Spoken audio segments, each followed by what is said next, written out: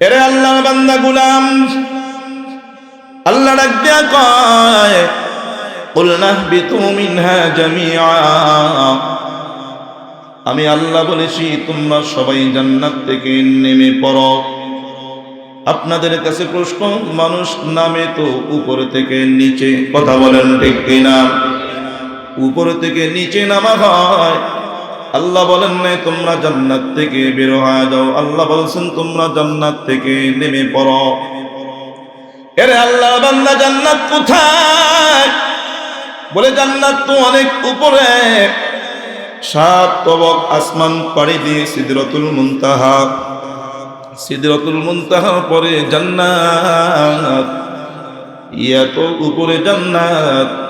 আল্লাহ বলেন ইনদা সিদরাতুল মুনতাহা ইনদাহা জান্নাতুল মাওয়া, সিদরাতুল মুনতাহার কাছে জান্নাতুল মাওয়া। এত উপর থেকে আমরা এত নিচে নেমে গেছি। আপনাদের কাছে প্রশ্ন, তো যদি গভীর কূপের ভিতরে অনেক নিচে পড়ে যায়, কূপ থেকে উঠাইতে হলে 4টা কাজ করতে হয়। কয়টা কাজ? আওয়াজ দিয়া বলেন কয় কাজ? গভীর কূপ থেকে উঠাইতে হলে 4টা কাজ করতে হয়। 1 নম্বর কাজ, একটা রশি ফেলতে হয়। 2 নম্বর, রশিটা মজবুত হতে হয়। 3 নম্বর, যারা গভীর কূপে পড়ে আছে, কূপ থেকে উপরে উঠার জন্য মজবুতির সাথে শেষ পর্যন্ত ধৈর্য সহকারে রশিটা ধরে থাকতে হয়। 4 নম্বর, যিনি উপর থেকে রশি ফেলছেন তিনি দয়া মায়া করে রশিটা টান দিতে হয়। কথা বলেন ঠিক কিনা? এরে আল্লাহ বান্দা গোলাম, এই 4 কাজের 3 কাজ করবেন আল্লাহ। রশি ফেলছেন তাও আল্লাহ, রশি মজবুত করেছেন তাও আল্লাহ, আবার রশি টানও দিবেন আল্লাহ। আমাদের শুধু মাত্র কেবলমাত্র একটা কাজ, এই কাজটা হচ্ছে রশিটা মজবুতির সাথে ধরা। সেটাই আল্লাহ কোরআনে কারীমের সূরাত আলে ইমরানের 103 নম্বর আয়াতের ভিতরে বলেন ওয়াতাসিমু বিহাবলিল্লাহি জামিআ, এ দুনিয়ার মানুষ তোমরা সবাই মিলে আল্লাহর রশিটারে মজবুতির সাথে ধরো। এরে আল্লাহর বান্দা গোলাম, আল্লাহ মজবুতির সাথে রশিটাকে ধরার জন্য বলেছেন। সূরাতুল বাকারা 38 নম্বর আয়াতের ভিতরে আল্লাহ বলেন তোমরা সবাই জান্নাত থেকে নিচে নেমে পড়ো। ফাইম্মা ইয়াতিয়ান্নাকুম মিন্নী হুদা, আমার পক্ষ থেকে তোমাদের কাছে উপদেশ আসবে, হেদায়েত আসবে। ফামান তাবিআ হুদায়া, যে ব্যক্তি আমার উপদেশ মতো চলবে, যে ব্যক্তি আমার হেদায়েত গ্রহণ করবে, ফালা খাউফুন আলাইহিম ওয়ালা হুম ইয়াহজানুন, তার কোনো ভয় নাই, তার কোনো চিন্তা নাই। সুবহানাল্লাহ। আর জোরে বলেন না সুবহানাল্লাহ। এরে আল্লাহ বান্দা, যারা হেদায়েতের উপরে থাকবে তাদের কোনো ভয় নাই।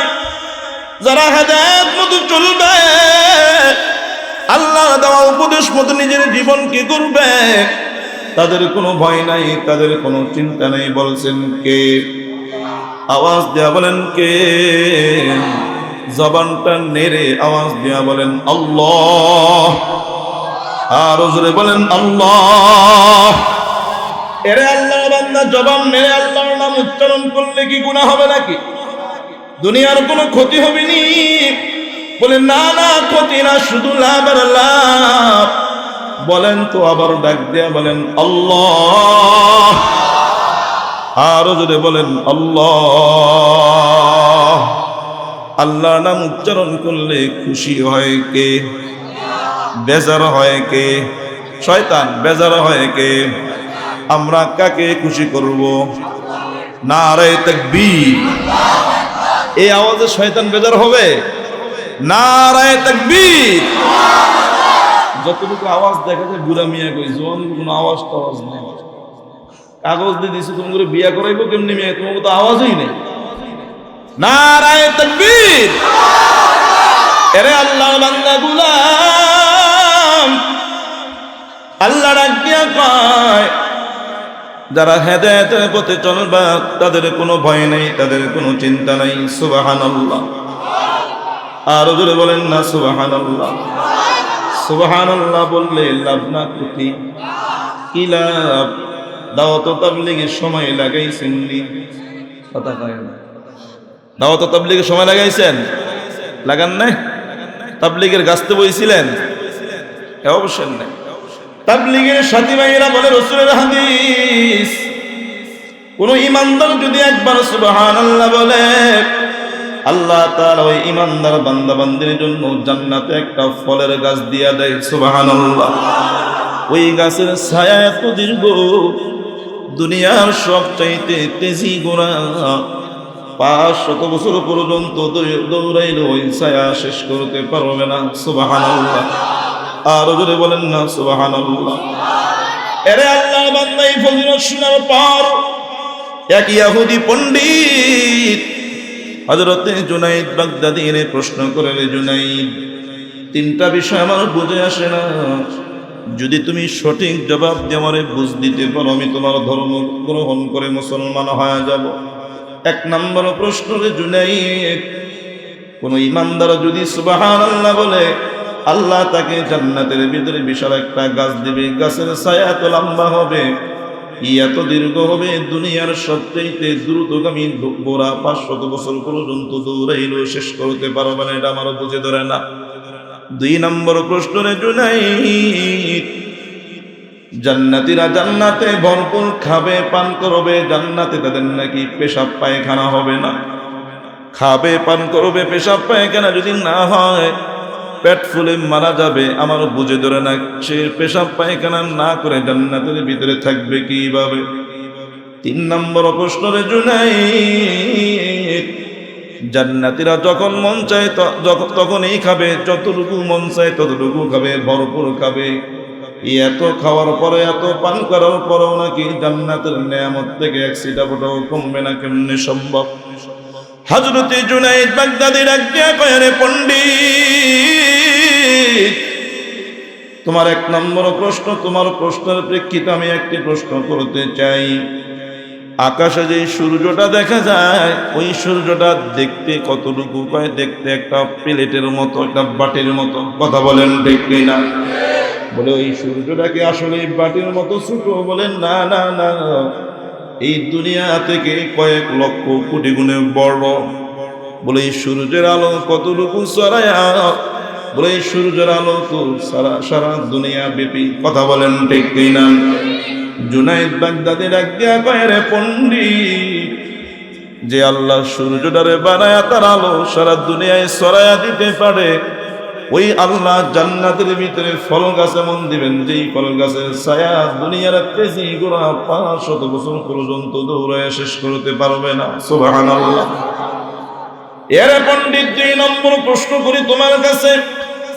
সন্তান মায়ের গর্ভে আসার পর 5 মাস যখন মায়ের গর্ভে সন্তানের বয়স হয়ে যায়, মায়ের গর্ভে সন্তানের খাবারের প্রয়োজন হয়। আল্লাহ সন্তানটাকে মায়ের গর্ভে নাভির মাধ্যমে খাওয়ায় কিনা বলেন? সন্তানকে নাভির মাধ্যমে খাবার খাওয়ায়। এরে আল্লাহর বান্দা গোলাম জুনাইদ বাগদাদী প্রশ্ন করে, পণ্ডিত, 5 মাস পর সন্তানের খাবারের প্রয়োজন হয়, আরো দুনিয়াতে আসতে 5 মাস 10 দিন বা তার চাইতে কম বেশি কিছু সময়। এর পণ্ডিত জবাব দে, ওই 5 মাস 10 দিন বা কম বেশি যেই সময় মায়ের গর্ভে থাকতে হয়, খায় ঠিকই, কিন্তু পেশাব পায়খানা কোথায় গিয়া করে? এই জামাল করে এসে করে। বলে না না না, সন্তান মায়ের গর্ভে খায় পান করে, পেশাব পায়খানার প্রয়োজন হয় না। জুনাইদ বাগদাদী ডাকিয়া কয়, যে আল্লাহ মায়ের গর্ভে সন্তান রে খাওয়ায়া পান করায়া পেশাব পায়খানা ছাড়া রাখতে পারে, পালতে পারে, ওই আল্লাহ জান্নাতীকে জান্নাতে ভরপুর খাওয়াবে, পান করাবে, পেশাব পায়খানার প্রয়োজন হবে না। আর যদি বলেন না সুবহানাল্লাহ। এরে আল্লাহর বান্দা গোলাম জুনাইদ 3 নম্বর প্রশ্ন করে, রে পণ্ডিত, জবাব দে, জবাব দে, একটা মোমবাতিতে আগুন ধরাইলে এই মোমবাতি থেকে সারা দুনিয়ার মোমবাতিতে আগুন নিলে মোমবাতির আগুন কমেনি? কথা বলেন, বোঝেন নাই মনে হয়? একটা মোমবাতিতে আগুন ধরায়া এই আগুন থেকে সারা দুনিয়ার সব মোমবাতিতে আগুন নিলেন, এই মোমবাতির আগুন একটুও কমেনি। কথা কয় না, বলে কমে না। জুনাইদ ডাক দিয়া কয়, রে পণ্ডিত, আল্লাহ যদি আগুনটারে এমন করে বানাইতে পারেন এখান থেকে নিলে একটুও কমে না। জান্নাতের নেয়ামত আল্লাহ এমন ভাবে বানাইছেন, জান্নাতীরা জান্নাতের নেয়ামত ভরপুর খাবে, পান করবে, এক সিটা ফোটাও জান্নাতের নেয়ামতের ভিতরে কমতি হবে না। সুবহানাল্লাহ। আর জোরে বলেন না সুবহানাল্লাহ। আপনারা মনে হয় সুবহানাল্লাহর ফজিলত ভালোভাবে জানেন না। নবী বলেন, কেউ যদি একবার সুবহানাল্লাহ বলে, সুবহানাল্লাহর নেকিতে আসমান জমিনের খালি জায়গাটা ভরপুর হয়ে যায়। এখন যদি এটা না বইলা বলতাম, একবার সুবহানাল্লাহ বললেই 500 টাকার একটা নোট, চুপ করে থাকতেন? কথা কয় না। একবার সুবহানাল্লাহ বললেই 500 টাকার একটা নোট, দুইবার বললে 2টা নোট, তিনবার বললে 3টা নোট, কেউ কি চুপ করে থাকতো? কথা কয় না। চুপ করে থাকতেন? বলে এই টাকার চাইতে নেকির দাম বেশি না কম? আওয়াজ দেয়া কম। তাহলে বলেন সুবহানাল্লাহ, দিল থেকে বলেন সুবহানাল্লাহ। আরে আল্লাহর বান্দা, এই যে আপনাদের বাইতুল্লাহর জামি মসজিদ সাতিয়ানতলা, এই এলাকার কবরবাসীদের রোগের মাগফিরাতের জন্য আজকের এই ইসলামী মহাসম্মেলন। কথা বলেন ঠিক কিনা? আওয়াজ দেওয়া বলেন ঠিক কিনা? এই কবরবাসীরা কবরে শুয়ে যদি কোটি কোটি বার সুবহানাল্লাহ বলে, কোনো লাভ হবে না। কথা কয় না। আমি বলছি আমার ডিস্টার্ব করে না, তাহলে বয়ানের মজা পাইবেন না, আমার মনোযোগ নষ্ট হয়ে যাবে। কেউ উঠবেন না, বসবেন না, লড়বেন না, চলবেন না, একদম চুপচাপ। দেখছো? আর উঠবে না কিন্তু, একদম সিঙ্গি লাগাই থুয়ে দিন। সিঙ্গি বোঝো? লড়াচড়া করলে একদম সিঙ্গি লাগাই থুয়ে দিন। ঠান্ডা মাথায় ওয়াজ শুনবেন, ওয়াজ শুনবেন, ঠান্ডা মাথায় মজা পাবেন। ডিস্টার্ব করবেন, আমি কিন্তু মনে হয় দিয়ে চলে যাব। এরে আল্লাহর বান্দা গোলাম, এই যে কবরবাসীরা কবরে শোয়া, 1000বার সুবহানাল্লাহ বললো কি তাদের কোনো সওয়াব হবে না? আওয়াজ দিয়া কোন সওয়াব হবে না? না না, সওয়াব কামানোর জায়গা তো দুনিয়া। আমাদের মুরব্বীরা যারা কবরে চলে গেছে, এরা কেমন যেন কবরে শুয়ে শুয়ে আফসোস করে, আহারে দুনিয়াতে যদি আরো বেশি বেশি সুবহানাল্লাহ বলতো অনেক ফায়দা হতো। এরে আল্লাহর বান্দা গোলাম, আমরা একদিন কবরে চলে যাব। এখানে কেউ চিরকাল থাকতে পারবো না, থাকার জন্য আসি নাই। মালাকুল মউত একদিন না একদিন আপনার আমার সামনে হাজির হয়ে যাবে। যেই দিন মালাকুল মউত হাজির হবে, ওই দিন আর কোনো রেহাই নাই। চোখের পলকে তুমি হতে পারো লাশ, চোখের পলকে তুমি হতে পারো লাশ। চিরতরে বন্ধ হবে তোমার নিঃশ্বাস, এলান হবে তোমারই নাম মসজিদের মাইকে। বাড়িওয়ালা নাই রে বাড়ি, নাই রে দুনিয়াতে।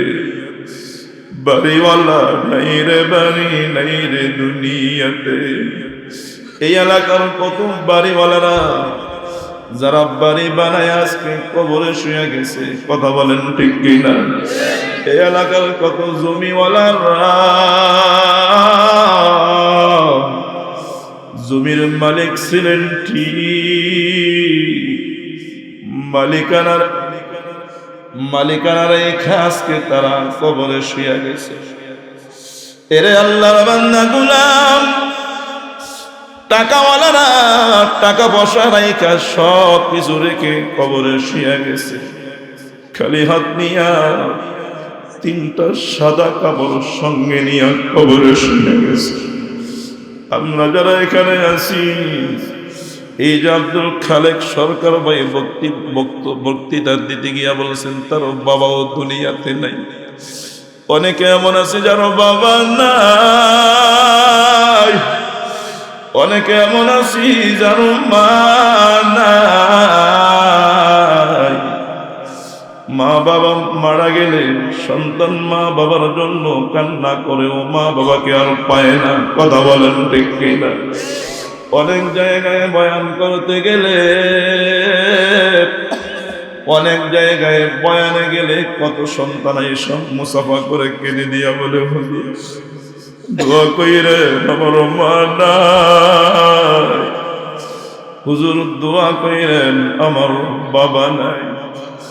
এরে আল্লাহ বান্দা মাঝে মাঝে এমন তো হয়, ছোট ছোট সন্তান নিয়ে আসি, হুজুর গো ওর মা নাই, ওর জন্য দোয়া কইরেন, হুজুর বাবা নাই, ওর জন্য দোয়া কইরেন।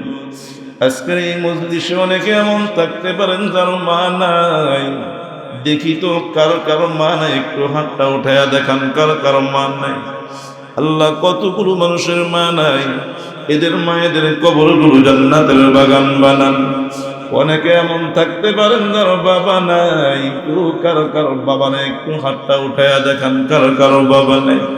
অনেক মানুষের বাবা নাই, আল্লাহ এদের বাবাদের কবরগুলো জান্নাতের বাগান বানায় দেন। জোরে জোরে বলেন না আমিন, আর জোরে বলেন আমিন। এরে আল্লাহ বান্দা গুলাম, আমি আমার আলোচনার ভিতরে ঢুকতেছি। আমাদের আসল বাড়ি কোথায়? কথা বলতে হবে কোথায়? আমাদের আসল বাড়ি জান্নাতে। আমরা জান্নাত থেকে ওনাকে পিছনে দিয়া যাবো, তুমি পিছনে যাও, ওখানে বসে যাও। আমাদের আসল বাড়ি কোথায়? কথা কয় না। আমাদের আসল বাড়ি জান্নাতে। আমরা জান্নাত থেকে অনেক নিচে নেমে গেছি। এত গভীর থেকে ওই জান্নাতে যেতে হলে 4টা কাজের 3 কাজ করবেন আল্লাহ। আমাদের মাত্র একটা কাজ, ওই কাজটা হচ্ছে রশিটা মজবুতির সাথে ধরা। কথা বলেন ঠিক কিনা? সেটাই আল্লাহ কোরআনের ভিতরে সূরাত আলে ইমরানের 103 নম্বর আয়াতের ভিতরে বলেন, বান্দারে ওয়াতাসিমু বিহাবিলিল্লাহি জামিআ, তোমরা সবাই মিলে আল্লাহর রশিটারে মজবুতির সাথে ধরো। আপনাদের কাছে প্রশ্ন রাখতে চাই, এক হাতের ভিতরে আঙ্গুল কয়টা? আওয়াজ দিয়ে বলেন কয়টা? যদি হাত দিয়ে কোনো কিছু ধরতে হয়, ধরতে হলে মজবুতির সাথে ধরতে হলে কয় আঙ্গুল ব্যবহার করা লাগবে? কথা বলতে হবে, বলেন কয় আঙ্গুল? আওয়াজ দিয়ে বলেন কয় আঙ্গুল? কেউ যদি বলে আমি 1 আঙ্গুল দিয়া ধরবো, ধরা হবে ঠিক, মজবুত হবে না।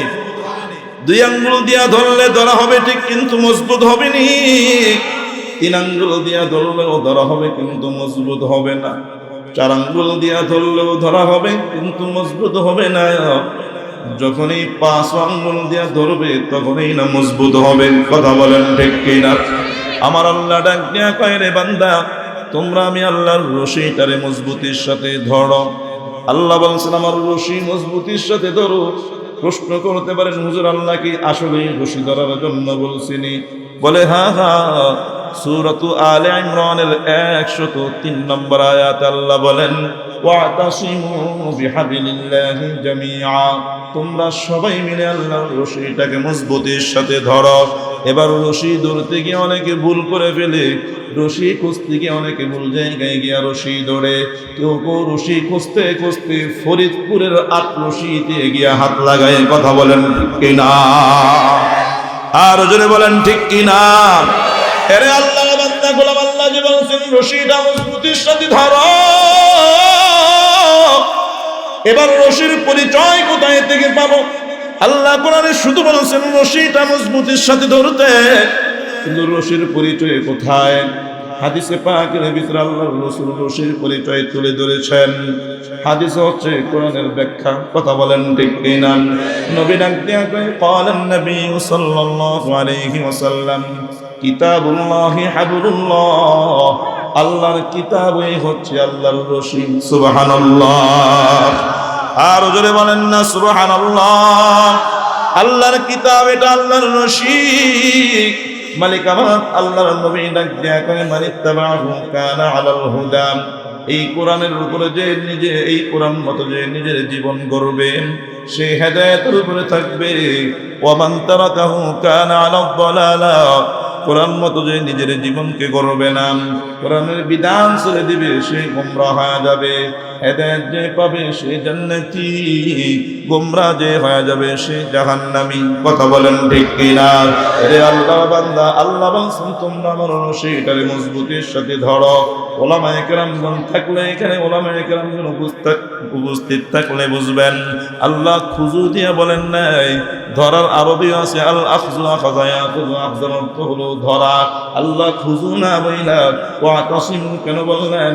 বলে ওয়াতাসিমু অর্থ হলো এমন ভাবে ধরো, এমন ভাবে ধরবা প্রয়োজনে তোমার হাত ছিঁড়ে যাবে, তারপরে যেন রশি থেকে হাত না ছুটে। সুবহানাল্লাহ।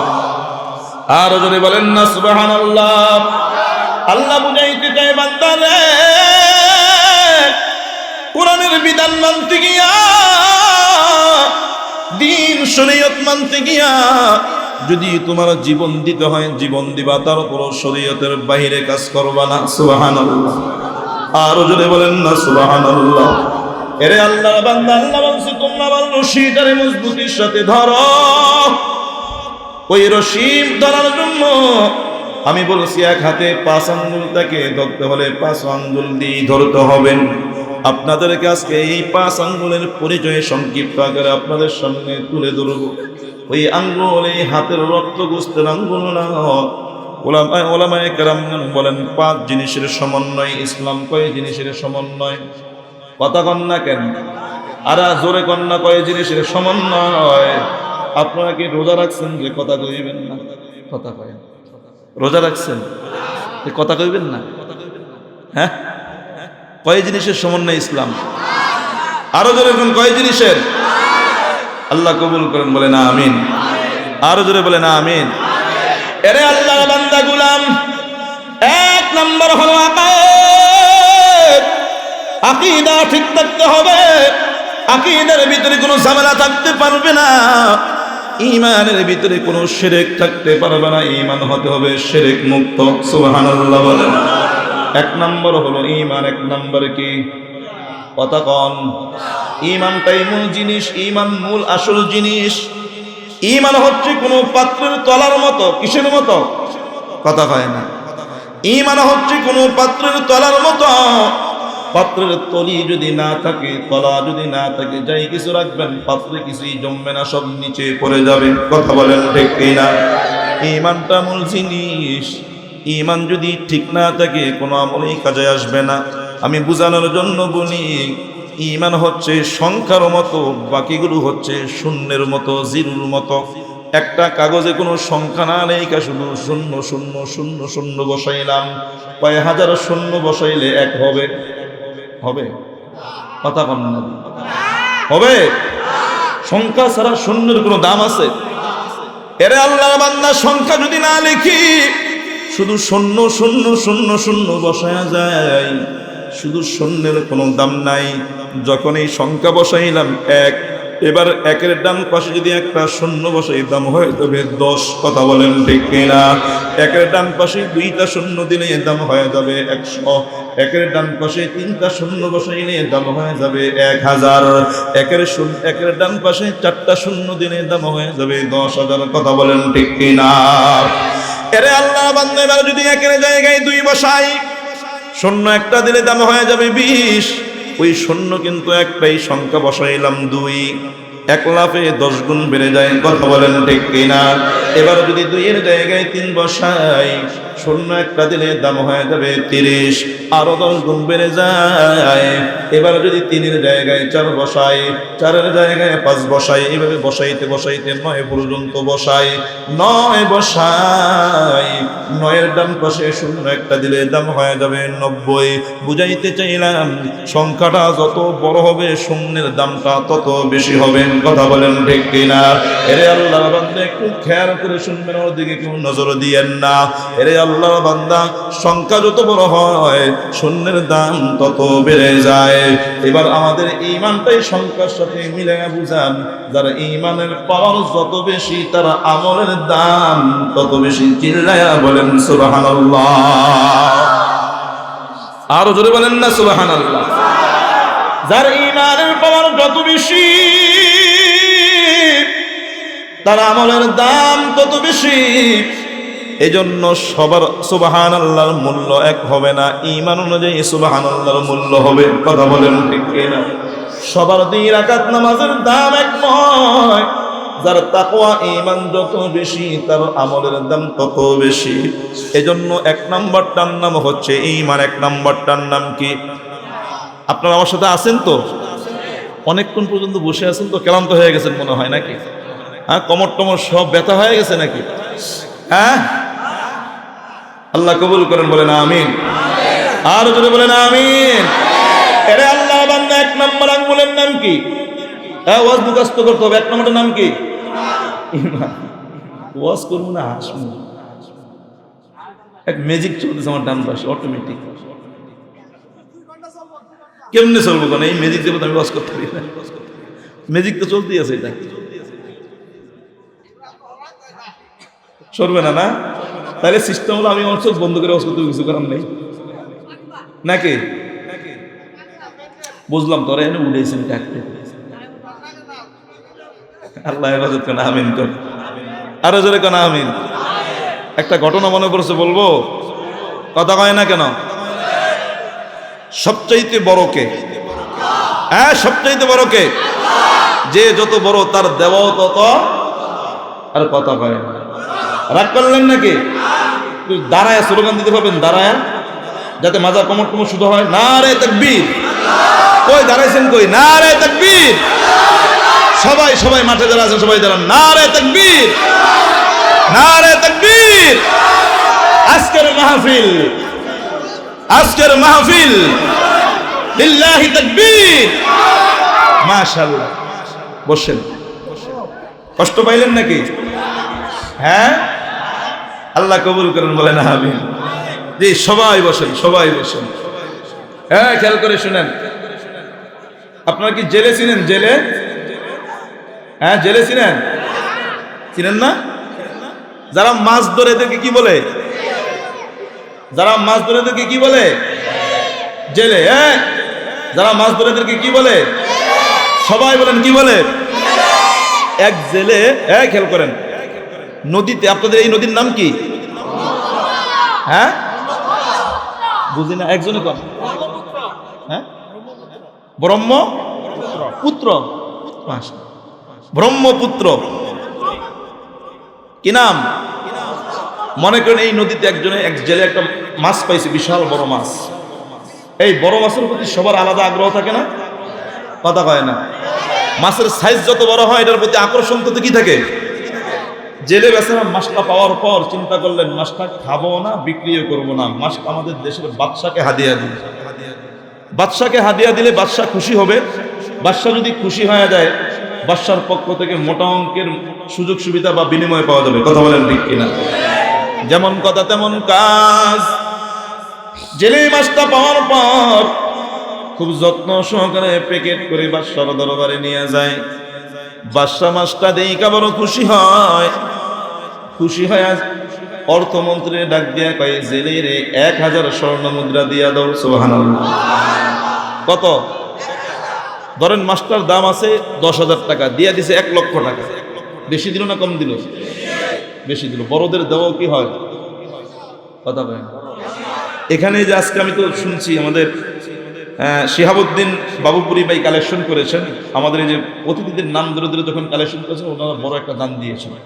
কথা কয় দিছে না? বড়দের দেওয়াও কি হয়? বড় হয়। তো বাদশা ডাক দিয়া কয়, ওরে 1000 স্বর্ণ মুদ্রা দিয়া দাও। সুবহানাল্লাহ বলে। বাদশার পাশে রানী বসা ছিল। কে? এই কে? রানী তো ফলতেছে। কিছু স্ত্রী আছে দেখবেন, স্বামীর অতিরিক্ত খরচ পছন্দ করে না, আছে না? আছে কিনা বলেন? এটার কারণে স্বামীরে জেরা করে। যারা বুঝেন তো, স্বামীর সাথে একদম যুদ্ধ লাগে তার। বিশেষ করে আপনারা খেয়াল করবেন, কিছু কিছু আমাদের ভাবিরা এমন আছে, ভাবি বুঝেন তো, ভাইয়ের বউ ভাবি, ভাইয়ের সাথে ঝামেলা পাকায়া দেয়। ওই ভাই যদি তার আব্বা আম্মারে খাওয়ায়, নিজের ভাই বোনের খোঁজখবর রাখে, এক কথা ওই মহিলা এটা সহ্য করতে পারে না যে স্বামীর বাড়ির কোনো আত্মীয় স্বজন স্বামীর কোনো কিছু খাক। কথা কন ঠিক কিনা? কথা কয় না? যখন শুনে যে স্বামীর বাড়ির কোনো আত্মীয় স্বজন আসতেছে, মহিলার জ্বর হয়ে যায় 110। কত কত গায়ে কিন্তু কোনো জ্বর নেই, তখন দেখবেন যে কি শুরু হয়ে যায়, করতারা না লত্তারা না চত্তারা না, আর কয় আর মেহমান আসার সময় পাইল না, আমি এখন অসুস্থ, এখন মেহমান আসে।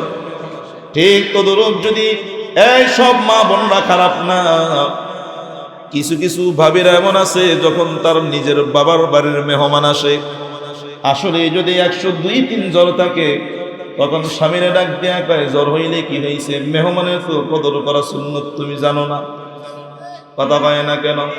তাড়াতাড়ি বাজারে যাও, তুমি দামি দামি মাছ গোস্ত কিনে নিয়ে আসো, মেহমানের মেহমানদারি করা নবীর সুন্নত। কথা বলেন ঠিক কিনা? সুন্নত সবার বেলা নাই, নিজের বেলায়। কোন বেলায়? কথা কন না, কোন বেলায়? স্বামীর তোর হাদিস শুনে, কি হাদিস? ক্বালান নবী সাল্লাল্লাহু আলাইহি ওয়াসাল্লাম মান কানা ইউমিনু বিল্লাহি ওয়াল ইয়াউমিল আখির ফালইউকরিম দাইফাহু। আল্লাহর রাসূল বলেছেন, যে ব্যক্তি আল্লাহর প্রতি আখিরাতের প্রতি ঈমান রাখে, সে যেন মেহমানের কদর করে। সুবহানাল্লাহ। আরো জোরে কোন না সুবহানাল্লাহ। আজকের এই মাহফিলে আপনারা যে ওয়াজ শুনতে এসেছেন, যদিও এলাকার আপনারা মেহমান না, আয়োজক যুবক ভাইয়ের মেজবান না, এই যুবক ভাইয়েরা আপনাদের মেহমানদের জন্য তাবাররুকের ব্যবস্থা করেছে। আলহামদুলিল্লাহ বলেন, আর জোরে বলেন না আলহামদুলিল্লাহ। যারা মেহমানদারি করায়, হাদিস শুনেন, পরে বলবো ইনশাআল্লাহ, মেহমানদারি যারা করায় এদের প্রতি আল্লাহ খুশি হয়। সুবহানাল্লাহ। আমি আজকে এলাকায় আসার পর যুবকদের যে আন্তরিকতা দেখলাম, এই ভাইয়ের নাম আলামিন না? আমাদেরকে এটা কি বাজার? নন্দিন, হ্যাঁ, মোটামুটি কয়েকবার মস্ক করতে হবে, তারপরে এগুলো উচ্চারণ করতে হবে। ও, নরন্দি বাজার, ওখানে আগে এগিয়ে নিয়ে আসতে গেছে। খুব আন্তরিক আলহামদুলিল্লাহ। আসার পথে আপনাদের এলাকার সন্তান, এই ঈদগাহে যিনি নামাজ পড়ান, আমাদের খুব কাছের মানুষ, মুফতি নাজমুল হাসান সাহেব, খুব প্রশংসা করলেন। শুধু ওনার না, আপনাদের এলাকার মানুষের খুব প্রশংসা করলেন যে এলাকার মানুষগুলো এত ভালো। আসলে দেখবেন, আপনাদের গ্রাম না, ঢাকা শহরের ঈদের জামাত থুই আপনাদের এখানে এসে ঈদের নামাজ পড়ায়। আপনাদের আন্তরিকতা না থাকলে তো পড়ায় না। কথা কয় না কেন? আপনাদের আন্তরিকতা, ভালোবাসায়। আর মানুষ তো শহরে যাওয়ার জন্য পাগল, উনি শহর সাইরা গ্রামে এসে ঈদের নামাজ পড়ায়। শহরের ভাড়া একদম দোলাইপাড়া চত্বরে, ওই জায়গায় উনি যখন ইমামতি করতেন, আমরা একসাথে এক মাদ্রাসায় ছিলাম, ওখানে ইমামতি রাইখা আপনাদের এই গ্রামে এসে আপনাদেরকে ঈদের নামাজ পড়ায়। এটার প্রমাণ করে আপনারাও আলেম আমাদেরকে খুব মহাব্বত করেন। কথা বলেন ঠিক কিনা? আরো জোরে কোন ঠিক কিনা? এরে আল্লাহ বান্দা গোলাম, এবার মহিলা হাদিস শুনায়, তুমি কি জানো না মেহমানের মেহমানদারি করা সুন্নত? রাসূলই তো বলেছেন, যে ব্যক্তি ঈমানদার সে যেন মেহমানের কদর করে। সুবহানাল্লাহ। এই হাদিস তার স্বামীর বাড়ির মেহমানের বেলায় থাকে না। কথা কোন ঠিক কিনা? এটা পরে বুঝাবো। রানী পাশে বৈশা বৈশা ফুলতেছে, আর কয় বাদশা কি কাজ করলা? এই মাছের জন্য এতগুলো টাকা দেওয়ার শোভা পায় না, তাড়াতাড়ি মাছ ফেরত দিয়ে 8 টাকা ফেরত নাও। বাদশা ডাক দিয়া কয়, রানী রে, আমরা বড় মানুষ, বাদশা মানুষ, আমাদের একটা আত্মমর্যাদা বোধ আছে। গরিব মানুষকে কিছু দিলে ফেরত নিতে পারি না, আমি এটা ফেরত নিতে পারবো না। কিভাবে ফেরত নিব? আমার লজ্জা লাগে। রানী ডাক দিয়া কয়, বাদশা, আমার কাছে বুদ্ধি আছে, আমার বুদ্ধি মতো কাজ করলে মাছও ফেরত দিতে পারবা, টাকাও ফেরত নিতে পারবা, আপনার কোনো সমস্যা হবে না। আমাদের মহিলাদের কিছু চিকন বুদ্ধি আছে। কথা কয় না কেন? আছে কিনা বলেন? স্বামীর ফুসলায়া ফাসলায়া বাবা মায়ের কাছ থেকে আলাদা করে দূরে নিয়ে আসে। কথা কন না? ভাইও, গত কয়েকদিন আগে আমি ভোলা একটা প্রোগ্রাম করে যখন জসকোরের সামনে এসে নামি, তাকে দেখি এক রিক্সাওয়ালা মুরব্বী, বয়স তার 80 বছর, পায়ের রিক্সা চালায় চালায় আসতেছে, মাথায় টুপি, দাড়িগুলো সব সাদা, চোখের ভ্রুগুলো সাদা হয়ে গেছে, চুল দাড়ি সব সাদা, শরীরের চামড়াগুলো ঢিলা হয়ে গেছে। আমার স্বভাব হলো কোনো স্টেশনে কোনো বয়স্ক মানুষ দেখলে তাদের গাড়িতে চড়ি, কারণ তাদের গাড়ির ভাড়া যদি হয় 20 টাকা, আমি দিব 200 টাকা, এরা খুশি হয়ে যাবে। গরিব রে বাড়াইয়া দিলে গরিব খুশি হয়। কথা বলেন ঠিক কিনা? এরে আল্লাহর বান্দা, তাকায়া দেখবেন যদি কোনো বড় লোকের বাড়িতে কোনো গরিব যায়, বড় লোকের চেহারাটা মলিন হয়ে যায়। পক্ষান্তরে কোনো গরিবের বাড়ি যদি কোনো ধনী যায়, ওই গরিবের মনটা অনেক বড় হয়ে যায়। কথা বলেন ঠিক কিনা? এরে আল্লাহর বান্দা, গরিব রিক্সাওয়ালারে আপনি 10টা টাকা বাড়ায়া দিয়া দেখেন চেহারার ভিতরে কি সুন্দর হাসি। এই রিক্সাওয়ালা রিক্সা চালায় বিলাসিতা করার জন্য না, এই রিক্সাওয়ালা রিক্সা চালায় ওই টাকাটা দেওয়া হয়তো নিজের অসুস্থ মাকে ওষুধ কিনে দিবে। কথা বলেন ঠিক? এই রিক্সাওয়ালা গরিব হয়তো রিক্সা চালায় নিজের অবুঝ সন্তানের চাহিদা পূরণ করবে। কথা বলেন ঠিক ঠিক? এরে আল্লাহ বান্দা গুনা, ওই মুরব্বীর রিক্সায় চলার পর জিজ্ঞেস করলাম, কাকা আপনি এই বয়সে রিক্সা চালান, শীতের ভিতরে আপনার বয়স কত? কই হুজুর আমার বয়স তো 80 বছরের কাছাকাছি। আমি বললাম, কাকা এই বয়সে তো আপনি রেস্টে থাকার কথা, ঘরে আপনি থাকার কথা, আপনি রিক্সা চালান কেন? আল্লাহকে আপনাকে কোনো ছেলে দেয় নাই? মুরব্বী ডাক দেয়া কয়, হুজুর আল্লাহ আমাকে 4টা ছেলে দিয়েছে। কয়টা ছেলে? আমি বললাম, কাকা 4 ছেলে থাকা সত্ত্বেও কেন রিক্সা চালা? মুরব্বী দীর্ঘ একটা কষ্টের শ্বাস ছাইরা কয়, হুজুর সব কপালের দোষ। হুজুর 4টা ছেলের অনেক কষ্ট কইরা বড় বানাইলাম। হুজুর ছেলেগুলো যখন বিবাহ করায়, ওই ছেলেগুলো বিবাহ কইরা বউদের প্ররোচনায় পরে আমাদেরকে রেখে আলাদা হয়ে যায়। হুজুর 4টা ছেলে, 4টা ছেলে আলাদা থাকে। আমি ডাক দিয়া বললাম, কাকা আলাদা থাকা তো কোনো দোষণীয় না, আপনাকে কি তারা কোনো খরচ দেয় না? মুরব্বী চাচা ডাক দিয়া, যদি ছেলেরা খরচ দিত আজকে আমি রিক্সা চালানো লাগতো না। আমি বললাম, চাচা আপনার কি কষ্ট লাগে না? মুরব্বী ডাক দেখায়, হুজুর কষ্ট তো অবশ্যই লাগে। এই সন্তানগুলো যখন ছোট ছিল, নিজে না খায়া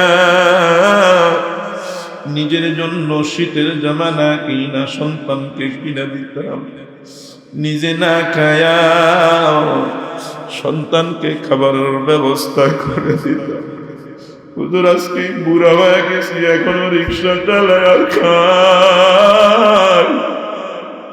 হুজুর এই বুড়া বয়সে শরীরের ভিতরে হাজারো রোগ বাসা বাঁধে।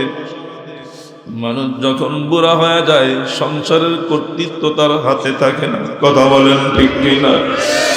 অনেক মুরব্বী মানুষ এমন আছে, কিছু খাইতে মন চাইল, টাকার অভাবে খাইতে পারে না, কারণ এখন আর তার কামাই নাই। সন্তান দিলে সন্তানের কাছ থেকে পায়, না দিলে বাবা লজ্জায় চাইতো পারে না। কথা বলেন ঠিক কিনা? ওই মুরব্বীর কষ্ট দেখে আমার কলিজার ভিতরে রক্তক্ষরণ শুরু হয়ে যায়। আরে এই সন্তানগুলো কেমন কুলাঙ্গার সন্তান, মা বাবা থাকতেও তাদের সেবা করতে পারে না। আর কত সন্তান এমন আছে মা বাবার জন্য বড় পাগল, অথচ মা নাই বাবা নাই। কত সন্তান ভাই মা বাবার কবরের কিনারায় দাঁড়ায় দাঁড়ায় কান্দে। আমি বক্তা বয়ান করি, আমারও মা নাই। আমি যখন ছোট, আমার বয়স যখন 12 কি 13 বছর, আমার মা দুনিয়ার জমিন ছেড়ে চলে যায়। আজ পর্যন্ত মায়ের কোনো খবর নিতে পারি না। এই মজলিসে কত সন্তান এমন আছে যারা মা পাগল কিন্তু মা তো নাই, যারা বাবার বড় পাগল কিন্তু বাবা তো বেঁচে নেই। কথা বলেন ঠিক কিনা? এই যে আমাদের যুবক ভাইয়েরা, এই এলাকার যারা কবরবাসী, তাদের রূহের মাগফিরাত কামনায় আজকে ইসলামী মহাসম্মেলন আয়োজন করেছে। যারা এই মজলিসে থাইকা কবরবাসী মা বাবার জন্য কেঁদে কেঁদে দোয়া করলেন, মা বাবা কবরে থাইকা বড় খুশি। নবী ডাক দেয়া কয়, রে উম্মত, আব্বা আম্মারে যদি খুশি করতে পারো আল্লাহ খুশি হয়ে যাবে। قال النبي صلى الله عليه وسلم رضا الرب في رضا الوالدين وسخط الرب في سخط الوالدين। আব্বা আম্মার খুশিতে আল্লাহ খুশি, আব্বা আম্মা বেজার হয়ে গেলে আল্লাহ বেজার। কত সন্তান এমন আছে ভরপুর কামাই করে মা বাবার কোন সেবা করে না। কথা বলেন ঠিক কিনা? এরে আল্লাহর বান্দা গুলাম, যেটা বলতেছিলাম, বহু মা বাবা এমন আছে সন্তানটারে বিবাহ করানোর পর ওই সন্তানটা মা বাবা থেকে দূরে সরে যায়, বউয়ের প্ররোচনায় পড়ে, বউয়ের পাল্লায় পড়ে মা বাবা থেকে বিচ্ছিন্ন হয়ে যায়। সারা বছরও একবারও মা বাবার কোনো খোঁজ খবর রাখে। ওই মা বাবা ভিতরে ভিতরে এত কষ্ট পায়। মা বাবা যদি কষ্ট পায় আর যদি ক্ষমা না করে সন্তান জান্নাতে যেতে পারবে না। নবী ডাক দেয়া কয়, উম্মত রে শুনো শুনো, তিন শ্রেণীর মানুষের জন্য জান্নাত হারাম। قال النبي صلى الله عليه وسلم ثلاثة قد حرم الله عليهم الجنة। আল্লাহর নবী ডাক দিয়া কয়, তিন শ্রেণীর মানুষের জন্য জান্নাত হারাম। এক নাম্বার, যারা নেশা করে, যারা মদ পান করে, গাঁজা খায়, ইয়াবা খায়, বিভিন্ন নেশা দ্রব্যের সাথে জড়ায়া যায়, এরা যদি নেশাগ্রস্ত অবস্থায় মারা যায়, ঈমান হারা হয়ে বেঈমান হয়ে কবরে যাবে। আর বেঈমানের জন্য আল্লাহর জান্নাত হারাম। কথা বলেন ঠিক কিনা? নবী ডাক দিয়া কই, দুই নম্বর হচ্ছে ওয়ালিদাইন, আব্বা আম্মার অবাধ্য সন্তানের জন্য জান্নাত হারাম। যারা আব্বা আম্মার সাথে খারাপ আচরণ করে আব্বা আম্মারে কষ্ট দেয়, ওই সন্তান বেঈমান হয়ে দুনিয়ার জমিন থেকে বিদায় নিবে। আব্বা আম্মারে কষ্ট দিলে মৌতের সময় তার ঈমান নসিব হয় না। আর ঈমান যদি না নিয়ে কবরে যায়, সে মাওলার জান্নাতেও যেতে পারবে না। এই জন্য সাবধান সাবধান, মা বাবারে কষ্ট দিও না, বউয়ের ধোকায় পড়ে মা বাবার সাথে খারাপ আচরণ কইরো না। এরে আল্লাহর বান্দা গোলাম, যেটা বলতেছিলাম, রানী ডাক দিয়া কয়, বাদশা, আমরা নারী, আমাদের কাছে কিছু চিকন চিকন বুদ্ধি আছে। আমাদের চিকন বুদ্ধিতে চললে মাছও ফেরত দিবা, টাকাও ফেরত দিবা, কোনো সমস্যা হবে না। মনে আছে তো? কথা কয় মনে আছে? ওয়াজ চলবো না মুনাজাত দিয়ে দিব? হ্যাঁ, কয়টা পর্যন্ত? কথা কয় না। তাবাররুক ঠান্ডা হয়ে গন্ধ হওয়া শুরু করে দিল। কথা কয় না। আমরা কি এখানে খাওয়ার জন্য এসেছি? খাবো তো কোথায়? জান্নাতে। খাবো কোথায়? তারপরে তো ভাইয়ের আয়োজন করছে, এটা তো নষ্ট করা ঠিক হবে না, কি বলেন? আমরাও তো আবার ঢাকা ফিরতে হবে, কালকের মাহফিল সেই ভোলায় যেতে হবে। রানী ডাক দেয়া, আমার কাছে বুদ্ধি আছে, আমার বুদ্ধি মতো চললে মাছও ফেরত দিতে পারবা, টাকাও ফেরত দিতে পারবো, কোনো সমস্যা নেই। বাদশা ডাক দেয়া, বুদ্ধিটা বলো দেখি শুনি।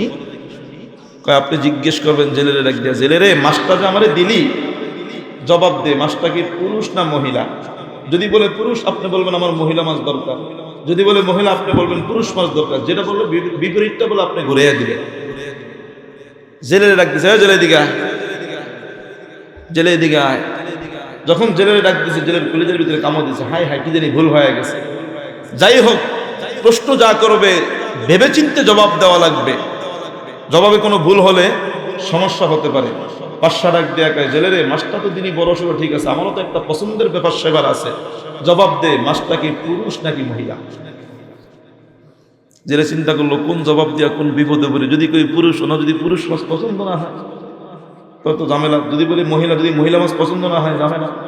জেলে ডাক দেয়া কয়, বাদশা এটা এমন একটা মাছ, এই নদীতে এমন মাছ সচরাচর পাওয়া যায় না, হাজারকে পাইতো কষ্ট, বছরে 2-1 বার পাওয়া যাইতে পারে।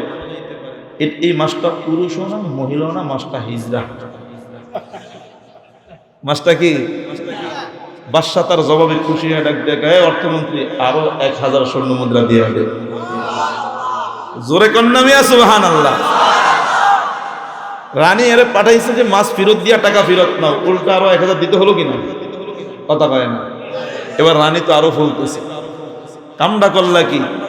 বললাম তোমারে মাছ ফেরত দিয়া টাকা ফেরত নিতে, তুমি উল্টা আরো 1000 দিয়া দিলা, টাকা ফেরত দাও, এই মাছ আমি রান্নাও করবো না, খাবো না।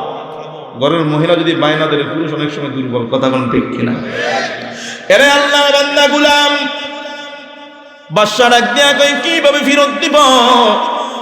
আমরা বাদশা মানুষ, আমাদের একটা গায়রত আছে, আত্মমর্যাদা বোধ আছে, আমরা কাউকে কোনো জিনিস দিলে ফেরত নিতে পারি না। ওই মুহূর্তে জেলে বেচারা গরিব মানুষ এতগুলো স্বর্ণ অলঙ্কার পায়া, টাকা পয়সা পায়া, তাড়াতাড়ি হেঁটে যখন রওনা হয়েছে, তার টুকরি থেকে একটা পয়সা জমিনের ভিতরে পড়ে যায়। ওই জেলে বেচারা জমিন থেকে পয়সাটা উঠায় মুখে লাগায়, চুমা দেয়, বুকে লাগায়, কপালে লাগায়, খুব আদর যত্ন করে।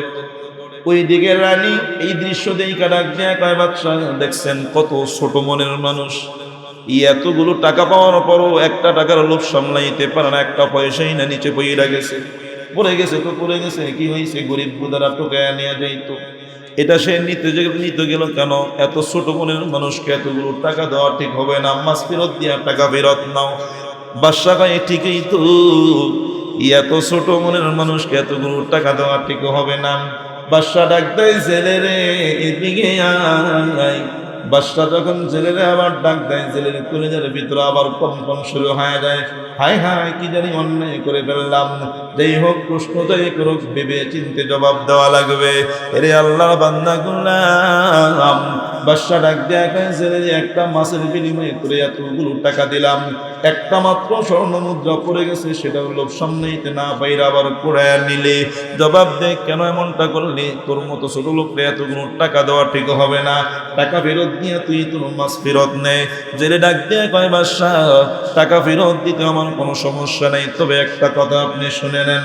বাদশা গো, গরিব হইতে পারি, আমরা লুবি না। সুবহানাল্লাহ। এরে আল্লাহ বান্দা গুলাম, মাঝে মাঝে আমরা ঢাকা শহরে তাকায় দেখি কত বড় লোক, যারা নামদারি বড় লোক, কত গরিবের গায়ে 10 টাকার জন্য চর বসায় দেয়। কথা বলেন ঠিক কিনা? রিক্সা ভাড়া 30 টাকা, 30 টাকার জায়গায় 20 টাকা দেয়। উল্টা যদি 10 টাকা দেয়, তো উল্টা ওই গরিবের গালে চর বসায় দিয়া ছোট লোক বলে। কথা বলেন ঠিক কিনা? আমি তো বলি, ওই গরিব ছোট লোক না, ছোট লোক তো তুই, বড় লোক যে ভাবলো 10 টাকার জন্য তারে মারলি, তুই তো তারা ন্যায্য ভাড়া তাকে দিলি না, উল্টা তারে কম দিয়া নিজে ছোট লোকই প্রকাশ কইরা তার গায়ে আঘাত করলি। কথা বলেন ঠিক কিনা? এরা আল্লাহ বান্দা গুলাম, গরিব রে মারার জন্য সবাই রেডি। কয় মরারে মারস কা, কয় লড়ে না কা। কথা হয় না তো, মরারে মানুষ কা, কয় লড়ে না লিগের মারি। এরে আল্লাহ বান্দা গুলাম, আমাদের সমাজে একটা প্রবাদ বাক্য আছে, তেলের মাথায় সবাই তেল দেয়। কথা কোন ঠিক কিনা? যার মাথায় তেল নাই তারা কেউ তেল দেয় না, গরিব রে কেউ সাহায্য করে না, টাকাওয়ালার পিছনে মানুষ গুরু গুরু গুরু গুরু করতে অভাব হয় না। কথা বলেন ঠিক কিনা? এরে আল্লাহ বান্দা শুনে নাও, যারা তোমার পিছনে গুরু গুরু গুরু গুরু করে ঘুরে, এরা তোমারে মহাব্বত করে না, এরা তো তোমার টাকার সম্মানকে মহাব্বত করে। কথা বলেন ঠিক কিনা? যেই দিন তুমি টাকা ছাড়া হয়ে যাইব, ওই দিন তারা তোমার দাম দিবে না। তারা তোমাকে ডাস্টবিনের ভিতরে নিক্ষেপ করবে। এরে আল্লাহর বান্দা গোলাম, গরিব জেলে ডাক দিয়া কয় বাদশা, গরিব হইতে পারি তারপর আমরা লোভী না, আমরা গরিব মানুষ, খেটে খাই, অন্যের সম্পদের প্রতি আমাদের কোনো লোভ নাই। বাদশা ডাক দিয়া কয় তাহলে একটা মাত্র স্বর্ণ মুদ্রা পড়ে গেছে, কুড়ে নিলি কেন? ওই গরিব জেলে ডাক দিয়া কয় বাদশা, টাকার লোভে নেই নাই, পয়সাটা যখন নিচে পড়ে যায় তাকায় দেখি আপনার এবং রানীমার ছবি পয়সার ভিতরে দেওয়া, আপনার এবং রানীমার নামটা সুন্দর করে পয়সার ভিতরে খোদাই করে লেখা আছে। আমি চিন্তা করলাম আপনি দামি মানুষ, রানীমাও দামি মানুষ, এই দামি মানুষের ছবি এবং নাম মাটিতে পড়ে থাকবে, মানুষ জুতা দিয়া পাড়াবে, এটা হতে পারে না। আমি পয়সার লোভে করি নাই, আপনাকে এবং রানীকে সম্মান করার জন্য পয়সাটা উঠায়া চুমা দিই কপালের বুকে লাগাই। সুবহানাল্লাহ। বাদশা খুশি হয়ে ডাক দিয়ে কয় অর্থমন্ত্রী, ওরে আরো 1000 দিয়ে দে। সুবহানাল্লাহ কান্না মিয়া। এরে আল্লাহ বান্দা, মাসকান নিয়ে ছোট্ট একটা ঘটনা শুনে নেন। এক সাহাবী আল্লাহর নবীর দরবারে এসে বলে, ইয়া রাসূলুল্লাহ, সম্পদ অনেক বেশি হয়ে গেছে, সম্পদের তদারকি করতে গিয়া, সম্পদের দেখাশোনা করতে গিয়া ঠিক মতো আপনার মজলিসে হাজির হইতে পারি না। ওগো নবী, সম্পদ দেখাশোনা করতে গিয়া ঠিক মতো আপনার কাছে আসতে পারি না, দ্বীনের কাজে তেমন লম্বা সময়ও দিতে পারি না। আল্লাহর কাছে দোয়া করেন আল্লাহ যেন আমার সম্পদ কমায়া দেয়। আপনাদের কষ্ট হয়নি? হ্যাঁ বললেন, আমার তো মনে করছে অনুমতি পাওয়া গেছি। আর এরে আল্লাহ বান্দা গোলাম, সাহাবীরা নবী ডাক দিয়া কয়, এ সাহাবী, তুমি উটের পিঠে বৈশা খাবার খাইবা, উটের পিঠে বৈশা খাবার খাইলে তোমার সম্পদ অটোমেটিক কমে যাবে। সাহাবী উটের পিঠে বৈশা খাবার খায়, ওখান থেকে এক লোকমা খাবার নিচে মাটির ভিতরে পড়ে যায়। ওই সাহাবী উট থেকে নেমে মাটিতে পড়া খাবারটাকে কুড়াইয়া নেয়া পানিতে দুইয়া সুন্দর করে বিসমিল্লাহ বলে খেয়ে ফেলে। খাবারের ইজ্জত করার কারণে আল্লাহ ওই সাহাবীর সম্পদে আরো বরকত বাড়াইয়া দিছে। সুবহানাল্লাহ। কিছুদিন পর ওই সাহাবী এসে বলে, ইয়া রাসূলুল্লাহ, সম্পদ কমানোর জন্য দোয়া চাইলাম, এই সিস্টেম বলে দিয়েছে, এই সিস্টেম মতো কাজও করলাম, সম্পদ তো কমলো না, উল্টা বেড়ে গেছে। নবী ডাক দেয়া কয়, সাহাবী কিভাবে কি করেছে? কয় এইভাবে করেছি। নবী ডাক দেয়া কয়, যারা রিজিকের ইজ্জত করে আল্লাহ তাদের রিজিক কমায় না, বরং রিজিক বাড়ায়া দেয়। এরে আল্লাহ বান্দা, ওই গরিব জেলের প্রতি খুশি হয়া বাদশা ডাক দেয়া কয়, ওরে আরো 1000 স্বর্ণ মুদ্রা দিয়া দে। খেয়াল করে শোনেন, সংক্ষেপ করতেছি। রানী আরো ফুলতেছে, ডাক দেয়া কয়, বাদশা বললাম টাকা ফেরত নিয়ে মাছ ফেরত দিতে, উল্টাটারে ডেকে ডেকে ডেকে ডেকে তুমি টাকা দিতেছো, আবার তুমি তার টাকা তার মাছ তাকে ফেরত দিয়া টাকাগুলো ফেরত নাও। বাদশা ডাক দেয়া কয়, রানী রে, আমি তোমার বুদ্ধি নিতে গিয়া একবারের হাদিয়া 3 বার দিতে হলো। আমি তোমার যতবার বুদ্ধি নিব ততবার তাকে হাদিয়া দেওয়া লাগবে। মহিলাদের সব বুদ্ধি মতো কাজ করতে হয় না, কিছু কিছু বুদ্ধি এড়ায়া চলতে হয়। কথা বলেন ঠিক কিনা? এরে আল্লাহর বান্দা গোলাম, বলতেছিলাম 5 আঙ্গুলের 1 আঙ্গুলের নাম ঈমান। ঈমানটা মজবুত করতে হবে। ঈমান হচ্ছে সংখ্যার মতো, সংখ্যা না থাকলে শূন্যের যেমন কোনো দাম নাই। সংখ্যা যত বড় হয় শূন্যের মান তত বেশি হয়। যার ঈমানের পাওয়ার যত বেশি, তার আমলের মূল্য তত বেশি। কথা বলেন ঠিক কিনা? 2 নাম্বারটার নাম হচ্ছে ইবাদত। ইবাদতে কোনো ত্রুটি থাকতে পারবে না। ইবাদতের একটা সাইড হচ্ছে নামাজ, আরেকটা সাইড রোজা, আরেকটা সাইড হজ, আরেকটা সাইড যাকাত। জিকির, আজকার, তাসবিহ, তাহলিল, ভালো কাজ সবগুলোই হলো ইবাদত। আজকে আমাদের ইবাদতের ভিতরে ত্রুটি। আজকে আমরা বহু মুসলিম এমন আছি ঠিক মতো নামাজ পড়ি না, সপ্তাহে শুধু জুমার নামাজটাই উপস্থিত হয়ে। কথা বলেন ঠিক কিনা? ইবাদত মূল জিনিস, ঈমান মূল জিনিস। ইবাদত আল্লাহর হক, বাকি তিনটা বান্দার হক। 3 নম্বর হচ্ছে মুআমালাত, মানে হলো লেনদেন। লেনদেনের ভিতরে কোনো ত্রুটি রাখা যাবে না, ধোঁকাবাজি করা যাবে না, মানুষের সাথে 2 নম্বরই করা যাবে না, মানুষকে ঠকানো যাবে না। আজকে আমরা দুনিয়ার মানুষকে কাকে কিভাবে ঠকাবো এই ধান্দাই থাকে, কথা বলেন ঠিক কিনা? এরে আল্লাহর বান্দা, 4 নম্বর হচ্ছে মুআশারাত, মানে হলো উঠা বসা। মানুষের সাথে উঠা বসা ভালো হতে হবে, মানুষের সাথে চালচলন ভালো হতে হবে। 5 নম্বর হলো আখলাক, চরিত্র। চরিত্রের ভিতরে কোনো ত্রুটি থাকতে পারবে না, চরিত্র থাকতে হবে ভেজাল মুক্ত, চরিত্র থাকতে হবে নির্ভেজাল।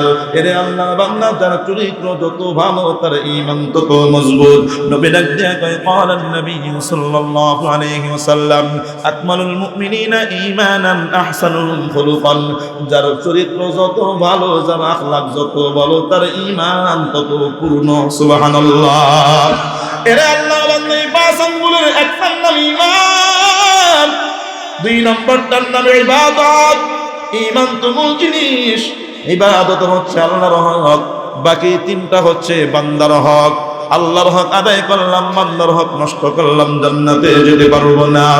অনেক ইমানদার কিয়ামতের দিন যখন পুলসিরাত পারে দিয়া জান্নাতে যেতে চাইবে, পুলসিরাতের মাঝামাঝি যাওয়ার পর ফেরেশতারা ওই ব্যক্তিকে আটকে দিয়া বলবে, আল্লাহর বান্দা কোথায় যাও? বলবে, আমি জান্নাতে যাই, আমার তো ইবাদত বন্দেগীর কোনো কমতি নাই। ফেরেশতা ডাক দিয়ে বলবে, বুঝলাম তোমার ইবাদত বন্দেগীতে কোনো কমতি নাই।